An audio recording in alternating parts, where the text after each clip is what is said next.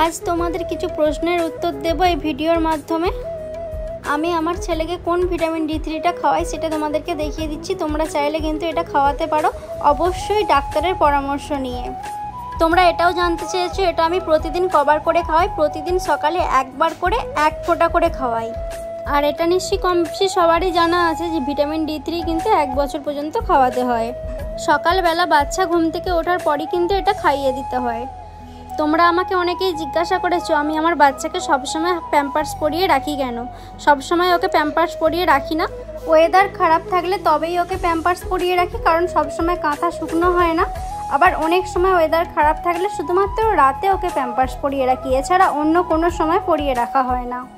এতটুকু বাচ্চাকে কি সবসময় প্যাম্পার্স পরিয়ে রাখা ভালো? কখনোই উচিত না সেটা। আমি হয়তো 2 দিন 3 দিন ছাড়া একবার করে 1টা কি 2টো রাতের দিকে ইউজ করি। এছাড়াও তোমরা অনেকে জানতে চেয়েছিলে ওর বয়স কত। ওর আর 2 দিন হলেই 2 মাস বয়স পূর্ণ হবে। ভিডিওটা কোনো উপকারে লাগলে অবশ্যই কিন্তু শেয়ার করো বন্ধুদের সাথে।